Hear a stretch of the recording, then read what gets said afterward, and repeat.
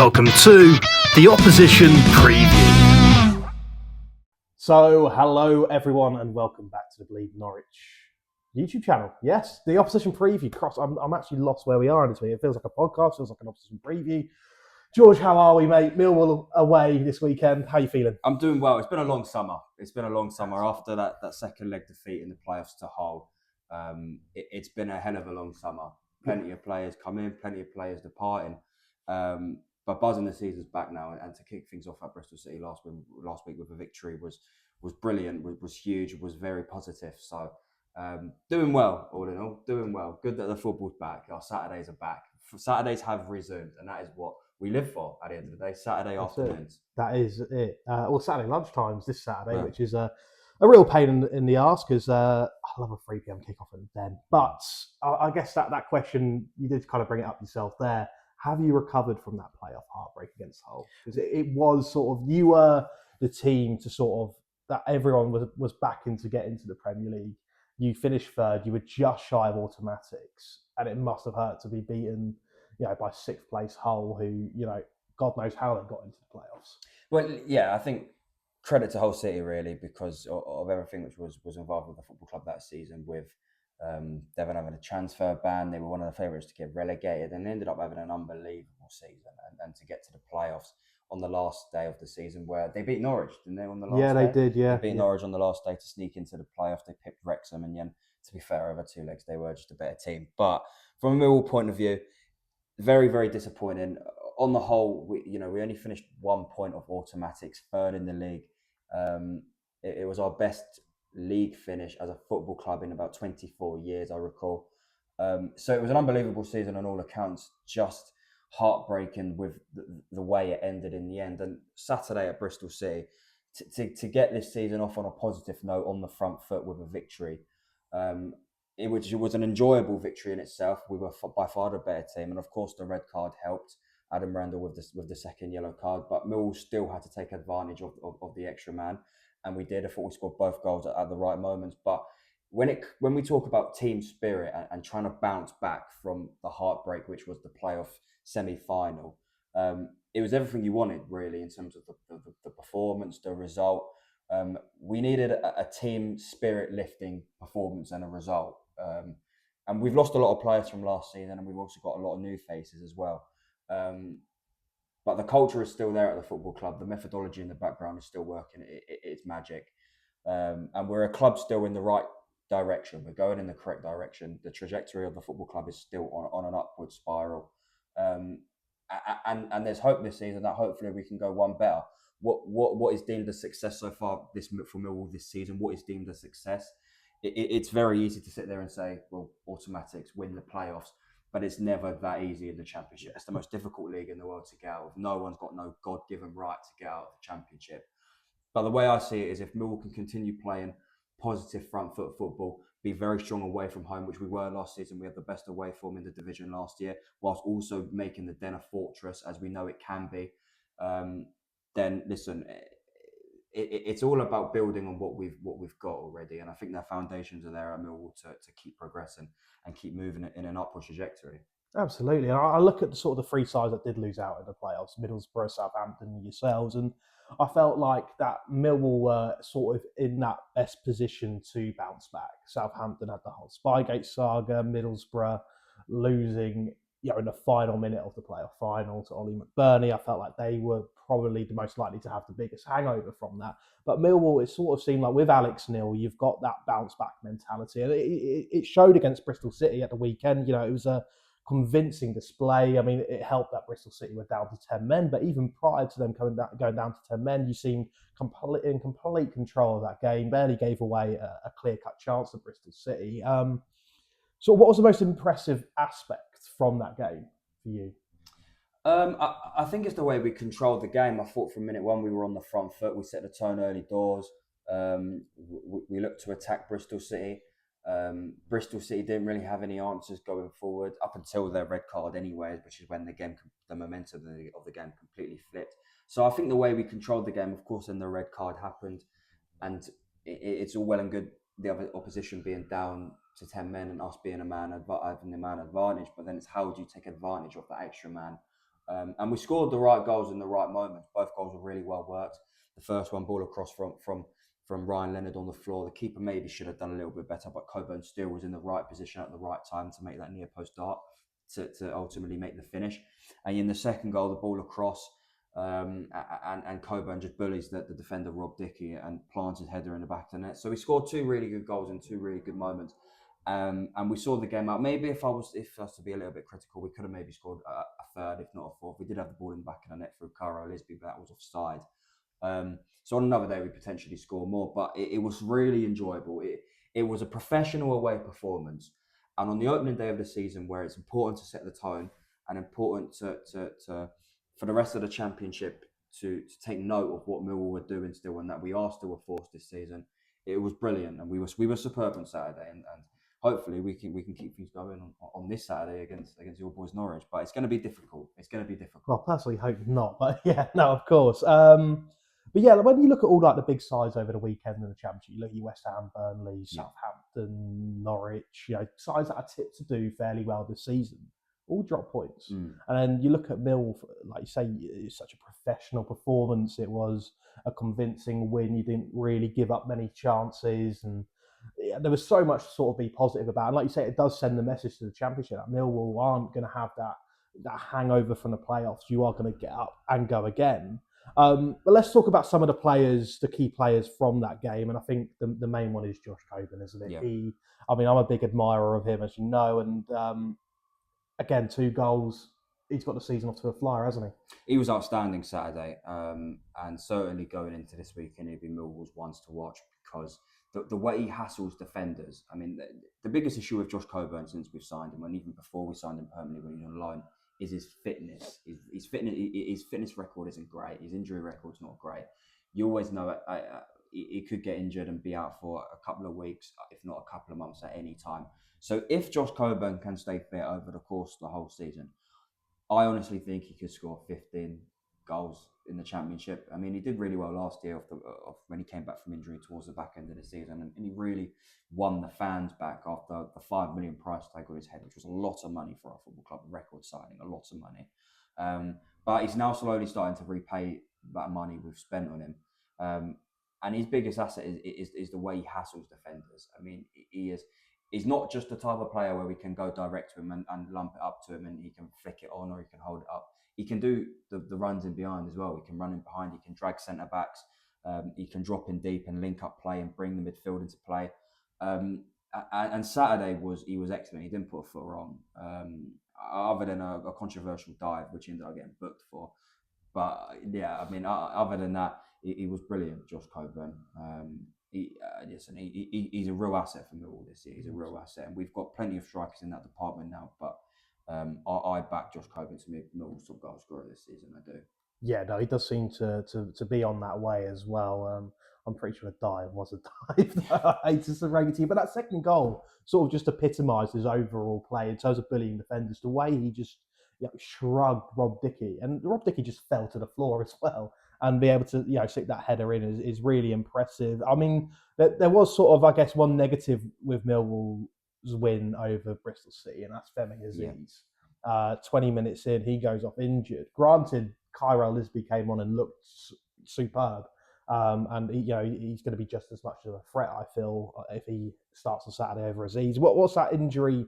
Do you know if it's long-term or short-term? Because I'm hearing contrasting reports, if I'm honest. It's a short-term injury. So it was a strange one when he came off, because it was reported at the time by the journalists in the ground that it was a concussion substitution.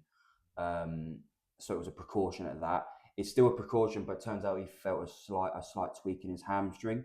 And he was just brought off as a precaution. The club didn't want to risk any further damage. And Alex Neil has revealed, I can't remember what grade of injury he said it was, but he's basically out for 1 or 2 weeks, which suspiciously is when the transfer window ends. So there's loads of speculation with that. Are Millwall now trying to save Femi Aziz in case there's a big potential bid which comes in from a Premier League side, whoever? Because ultimately it feels inevitable, really. It's all speculation, but it feels inevitable that Femi Aziz is going to get sold. I feel like 95% of the fan base felt this speculation from the beginning. As soon as that whole game finished, it was like, right, when's Femi going? Where's he going? You know, that has sort of been the general consensus. And the fact that he's still at the football club now is a positive, of course. But that injury on Saturday was a blow, and slightly strange that he's going to be out for 1 or 2 weeks, which coincides when the transfer window ends. So who knows? Listen, but as we're recording this video, he's still a Millwall player. By Saturday, he might have been sold. We don't know. But for now, he's a Millwall player.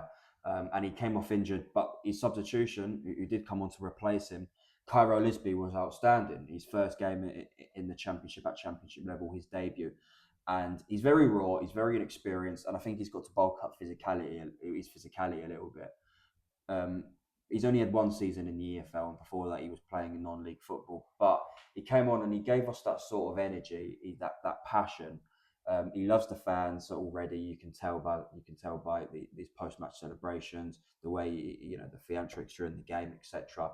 And he was really good. He had a goal disallowed as well. So the best compliment I could give Cairo Lisby is the fact that Femi Aziz, who was he's our best attacker still. He's arguably one of the best attackers in the Championship last season. The fact that he's come off injured and Cairo Lisby's replaced him, and it looked like we didn't miss Femi. We didn't miss him at all. That is probably the best compliment I can give Cairo Lisby, is the fact that Femi came off and we didn't miss him. So, but it's a strange one with Femi, but I guess we'll see what happens. Yeah, things can change very quickly in football. Yeah, I fully agree with your sort of comment there about, Aziz went off injured, and when watching the game, I was sort of worrying the worst. I was thinking, okay, if he's injured, that's your key attacker gone. I mean, I'm grateful for a Norwich fan. Next weekend we're playing you, but then Cairo Lisby comes on, and like you say, you did not miss Femi Aziz at all. It wasn't noticeable that you were missing sort of any talent down the right hand side. Cairo Lisby provided it brilliantly, and like you said, a goal disallowed, was offside, but unfortunate, but kept being a constant threat down that right-hand side.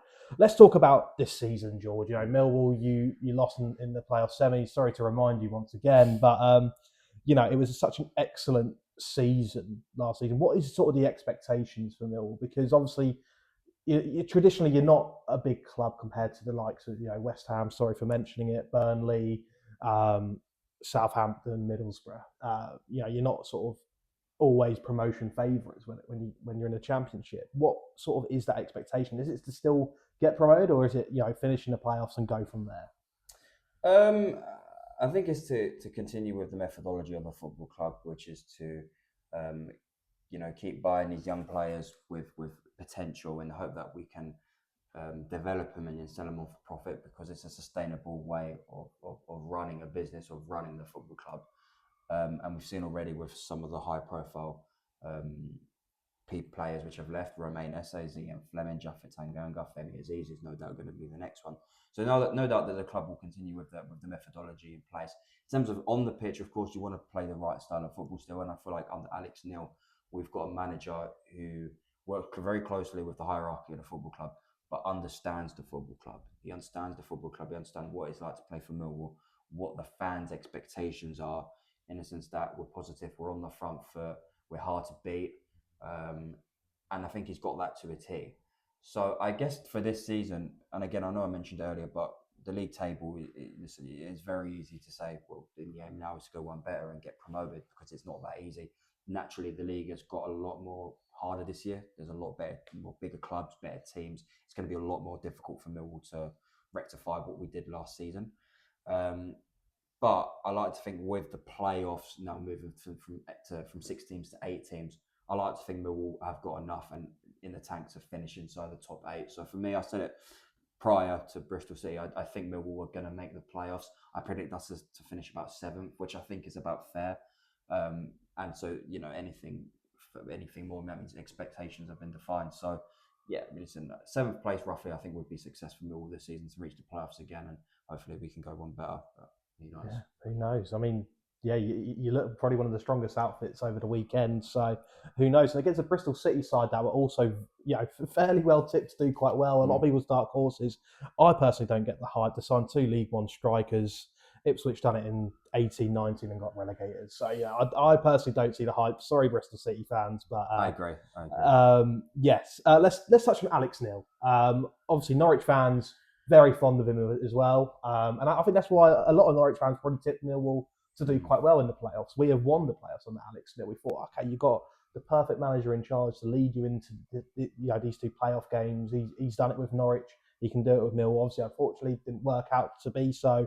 But from last season, you like you say, you completely sort of changed with Alex Neil. You completely sort of changed your methodology and style of play. And Millwall, known as very sort of defensive teams, use set pieces a lot. Now play a really nice brand of football, and I think that's fair to say. And but has he changed sort of his approach from last season? Obviously, he's still got that nice brand of football, but has he maybe looked to be more possession, more dominating in games in terms of on the ball? Because obviously you are now, I mean, with that playoff finish last season, you're going to be considered one of the better sides in the league. Yeah. Well, it's interesting because last season we played 4-2-3-1, and then on Saturday against Bristol City we went 4-4-2. We went 2-man up front, and it worked really well. As you can see by the result performance, we were a much better team. Again, I mentioned it earlier, but the style of football, it's very flexible. There's a real versatility to our game. At times we can go direct up to Coburn. We've got the players, and also Lyndon Dykes. We've got the players who we can go direct up to, and then we can bring others into play, and we can get the ball wide, and we can get crosses into the box. But we can also knock it around nicely as well. We've got the technical players who can drop in deep, play through the lines. So there's a real versatility about Millwall's squad, which means it's versatility and flexibility of style of play. So that's important because it's sometimes managers can get found out when they don't have a plan B. But Alex Neil, I feel like he's got a plan A and he's always got a plan B, and if not, he's got a plan C, which shows proactivity. He's a very good manager, Alex Neil. I mean, you know just as well as we do, of course, being Norwich City fans, and how good he was for Norwich getting promoted to the Premier League, of course. Millwall love these days to talk about assets. It's all about asset building when it comes to our players. But the biggest asset at Millwall Football Club is Alex Neil. He is the biggest and the best asset at Millwall Football Club, because if we was to lose Alex Neil there was small rumours that he could have taken the Scotland national team job over the summer.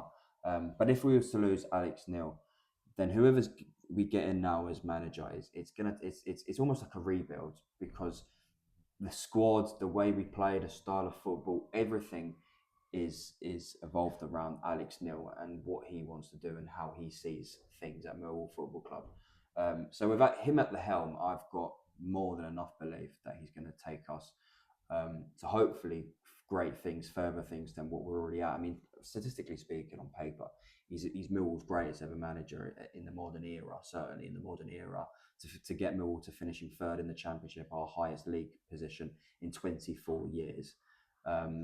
Getting us to the Championship playoffs for the first time since 2004. On paper, in the modern era, he's Millwall's best manager. So he's already done great things, and we're really hoping that we can go one step further with Alex Neil as our manager, and hopefully achieve great things. But he's a brilliant gaffer. He's a brilliant gaffer. No, absolutely. And it's very interesting to hear you say how he's now sort of, he's got that plan B, he's got a plan C. I think a lot of Norwich fans, our criticism of Alex Neil from his time at us is that he didn't have plan Bs and plan C. So it just shows sort of his adaptability in the game and what he's learned, and he's sort of brought that in, and he's now got that, that approach that he can have, multiple plans in game to make sure that you get points. And it's obviously very evident because, you are now one of the top sides in the league. Let's talk about the transfer window, George, because you've probably been one of the busiest clubs. You've brought in a lot of new faces without really selling any key players. Obviously, Billy Mitchell did depart following his contract expiry, but Femi Aziz is still there. Mm-hmm. Tristan Kramer's still there. Josh Coburn, Mihailo Ivanovic, those players are still there. And you've also brought in high-quality players in positions that you needed. Yeah, it was always going to be a big summer for Millwall once the season finished. We had a lot of players out of contract, a lot of players on loan, which were, of course, departing the football club. So I think I worked it out. It was about 13, 14 departures. A lot of experienced heads as well, and the average age of the squad. Last summer we did really well at bringing the average age down, but then the average age has even dropped even further now because of some of the key experienced players which have departed because they have out of contract. So the challenge was to keep abiding by the methodology and bringing in these young players, which will hopefully improve us and commit to the sustainability of the football club, but also keeping the average age at a right sort of place, because you don't want to be too inexperienced. Because I think one of the reasons why we failed to go over the line in the playoffs last year was the lack of experience, the lack of big game players and players which are experienced and playing in the playoffs. We didn't really have anyone in our squad, which had actually played in a championship playoff before ever. So it was important that we went out and we invested in experience, but also invested in the youth. And 8 signings so far this summer. I think it's 8, might have been 9. Don't count me on that. I'm pretty certain it's one of them 2 numbers. But what we have gone out and done, we've renewed Massimo Luongo's contract, which is experience. We've gone and bought Danny Barfin. These players they're not players which are necessarily going to play, but they're great for the dressing room. Yeah. They're great for experience. They're great for leaders. People which can mentor these young players. Linda Dykes, another one, experience, might not get you all the goals in the world, but he's an older head up front in the dressing room, whilst also abiding by, like we said, the methodology. We've brought in Tyrique Arconte from the French second division Ligue 2, from Rodez, and he was really, he did miss a sitter on Saturday, but he looks really good, looks quite aggressive, good work rate. Matisse Savais, which has unfortunately picked up an injury. He's from the Belgian league, centre midfielder, much more of a number 8. He's missing the start of the season, unfortunately, due to injury. Jensen Metcalf from Bradford City got an assist on Saturday. Real tenacity. He looks like a real Millwall type player. So I think he'll go down really well with the fans. So we've made some sensible signings. I'm really happy with our business so far. I think there's 1 or 2 which we need to strengthen. We need to bring in still. It might be a case of 1 in and 1 out, because I think we've reached the max squad limit, I think, for the year.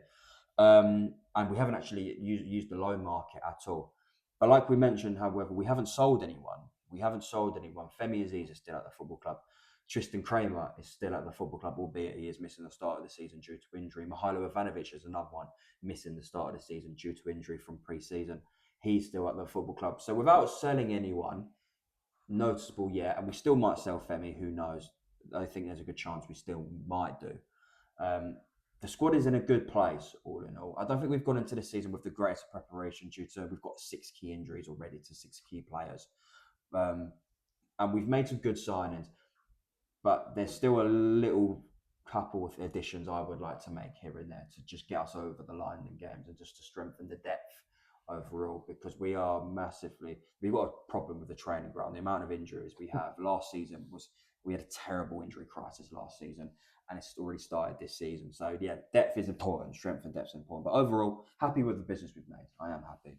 Yeah, I absolutely do feel your pain on the injury front. With I think we had 1.16 players out injured last season, and Ali Ahmed's now out for the season as well. So we've had to dip back into the transfer market, sign Anthony Masaba, who fingers crossed will play on Saturday, but we'll see. But yeah, let's look ahead to Saturday's game, because it is an interesting affair. 2 sides that are tipped to do very, very well this season. We look back to the reverse fixture in April last season. Norwich City somehow, no idea where we sort of decided to play like prime Barcelona.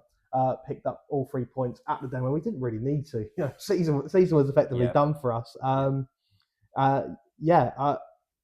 So looking ahead to the game, how do you think it will play out? Well, listen, there's no doubt about it. Norwich are a very good football team. I think in comparison to last season, when Norwich came to the Den, and of course you beat us 3-1 score, wasn't it?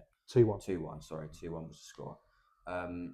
Norwich are much more of a finished article this year. Of course, it was Philippe Clement's first sort of 6 months in charge, wasn't it? He's had a whole summer transfer window now, a whole summer pre-season under him and the squad's belts.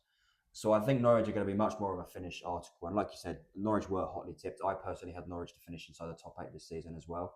And I'm also under no illusion that you were the better team against West Brom on Saturday. There was the hand of God goal from Hegebo, oh yeah, which I still don't know. Have been the referee's not, or the liner's not spotted it. So there's no doubt about it. Norwich are a very good team. I mean, look at the stats as well. No club has won more games in the Championship this calendar year than Norwich, 14 games. Actually, joint with Millwall, we've both won 14 games in the calendar year this year. But no other Championship club has won more. So no doubt about it. Norwich are a good team, and it's going to be a test for Millwall on Saturday. It's going to be a test. I recall last season we won our first game away from home at Norwich, and our second game, which was our first home game, we lost 3-0 to Middlesbrough. So there was a little bit of inconsistency at this stage of the season last year. So you could very well see that. I'm not sure. But Norwich are a good team. And I'm very aware of the threats, which I'm sure we'll talk about now. Yeah, absolutely. Let's get on to it.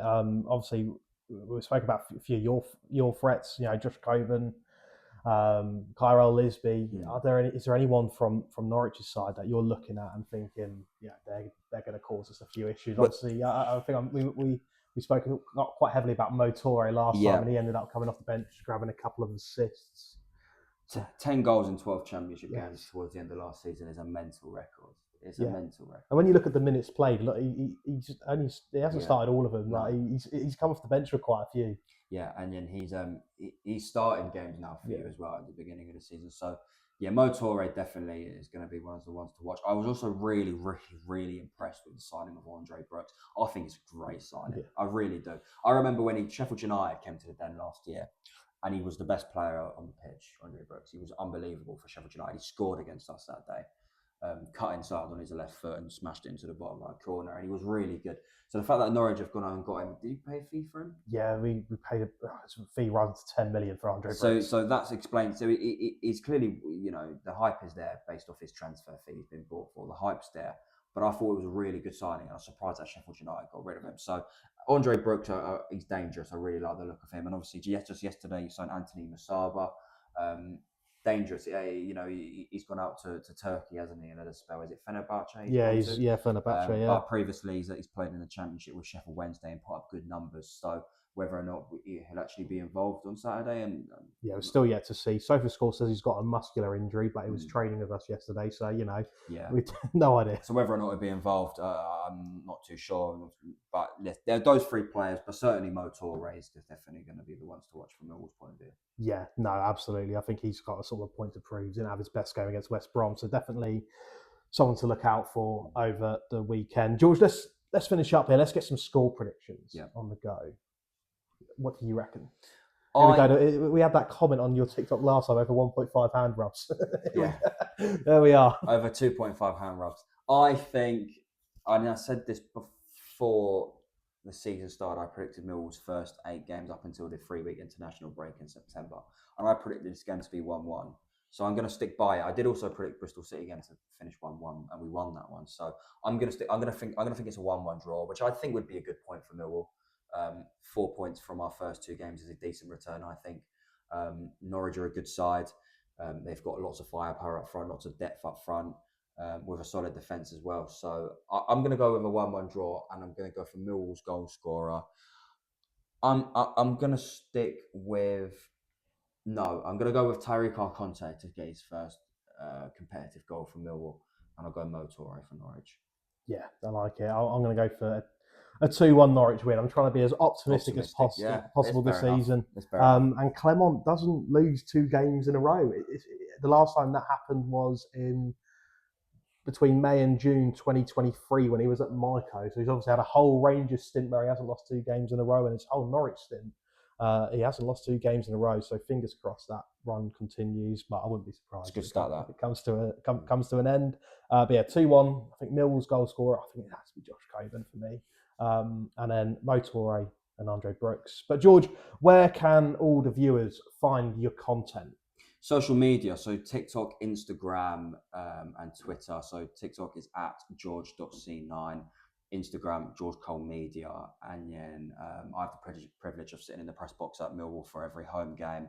I get granted accreditations, which is amazing, for my Substack website, which you can also find under the same as my TikTok, george.c9, and Twitter at georgemfc1 for all your live match reporting, as minute by minute reporting on the day on Saturday. Looking forward to it. I'm looking forward to it. Back first time down the Den. I did go to a pre-season game at the Den, but competitively, this is the first time back down the Den since that game. So I'm looking forward to it. Absolutely. We'll leave all the links in the description below, so make sure you do go follow, because there is some fantastic content over there. And like George says, he's at every home game in the press box, so what better content than that? Make sure to follow us on our social, subscribe, like, all that good stuff. I'll see you in the next one.